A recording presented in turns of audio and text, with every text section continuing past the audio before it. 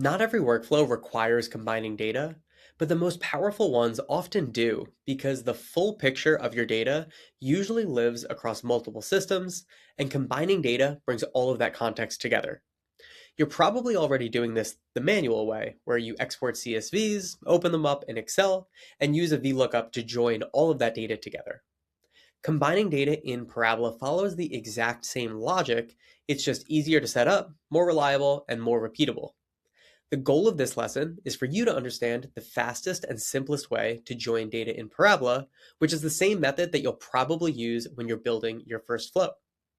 After this course, if you do want to go deeper, you can check out the 201 lesson on combining and comparing data, where we'll cover more advanced techniques. For now, let's get started by breaking down the different methods you can use in Parabola for combining and comparing data. There are three general approaches you can use to combine data in Parabola.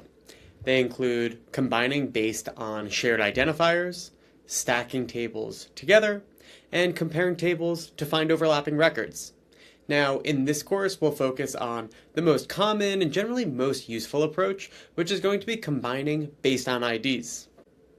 When we talk about combining based on IDs, we're talking about the VLOOKUP style of join that you're probably already used to doing in Excel, where we have two or more datasets that we need to bring together based on matching values that exist in both datasets.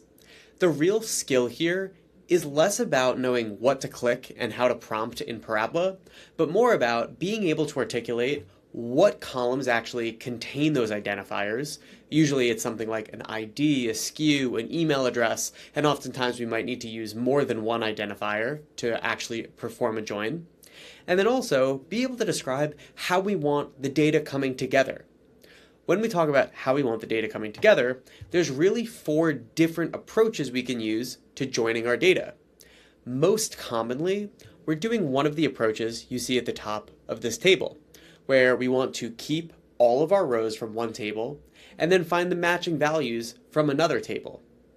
That being said, there are other couple types of joins that you might use in specific situations, where maybe you only want to keep values that exist in both tables, or maybe you want to keep every single value regardless of whether or not there's a match in the opposite table.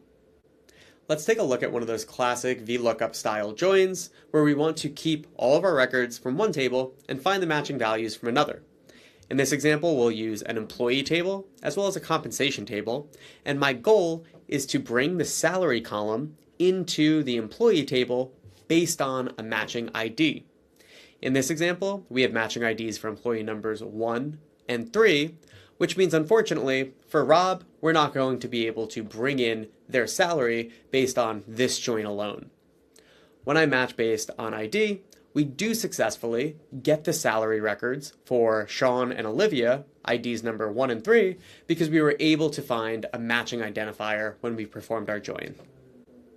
We'll run through the other approaches to this style of join in our 201 course, but chances are, for your first flow, that simple join that we just ran through is probably going to do the trick when you build your first flow. For the time being, it's still helpful to understand the other approaches for combining data, so let's quickly run through another example where we stack tables and then also compare tables to find the overlap. When we combine data based on ID, we took one table of data and added columns from another table of data. When we stack tables, we're taking the rows in one table and adding the rows from another table, stacking one on top of the other. Imagine you're selling across Amazon and Shopify, and you want to bring together all this data so you can do some kind of aggregation and reporting. In that example, where you stack, will result with one table that has all the rows added up, and you can clearly see that Shopify has been stacked right below our Amazon data to give us one consolidated data set. Finally, we'll talk about comparing tables to find the overlap, which is all about identifying records that do or do not exist between two tables. Let's say I have a product master dataset, and then I also have a list of my SKUs that exist in Amazon. First, I might want to figure out what are the records from my product master data that actually exist in Amazon. In this example, we have two SKUs that exist across both our product master and Amazon datasets. And so when I keep just rows from product master data that also exist in Amazon, we'll be left with just 2 records, and we lost this ankle sock record since it doesn't exist in Amazon. Now we can also do the inverse. We can say, hey, let's remove everything that doesn't exist in our Amazon data from our product master file. Maybe this is an analysis where we want to say, hey, let's look at everything we're selling and identify what we're not selling on Amazon today so that we can evaluate if we should actually add it to a new marketplace. In this example, we'll remove joggers and quarter zips from our product master data, and we'll only be left with ankle socks since that's the one record that doesn't exist in our Amazon data. Now that we understand the 3 different methods, let's jump into the product to see what this looks like in practice with that simple VLOOKUP style join. Now that we have 2 clean data sets, one for our invoice line items and another for our rate card, we can ultimately bring these data sets together so that we can start to identify any invoices where we were overcharged.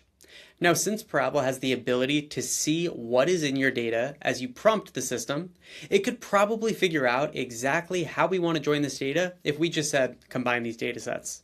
To enforce best practices here, I'll get a little bit more specific, and I'm going to say combine these data sets based on the following fields, and then list out our 3 columns in quotes. Now, previously we looked at a more simple join where we were just merging based on one specific field. Here, since there are a couple different keys that we need to be aware of, instead of just going ID to ID, we're using all 3 of these fields to perform this style of a join. Now we can see that Parabola has added a step on the canvas to join our invoice and rate card data.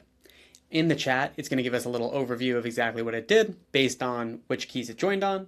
And it's also going to give us an important signal that this actually happened correctly.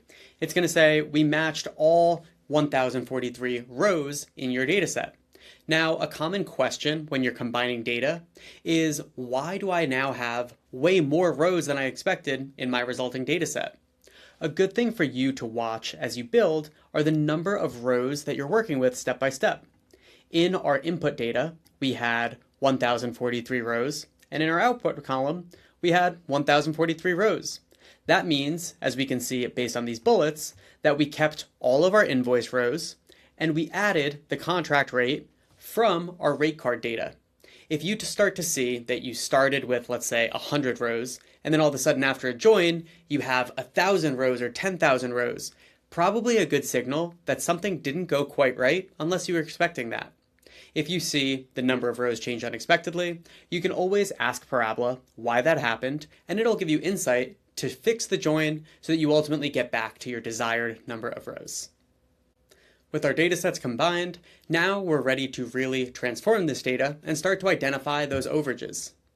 Before you jump to the next lesson, make sure to complete the building challenge at the bottom of this page where we'll actually combine the data sets that you pulled and cleaned in the previous lessons.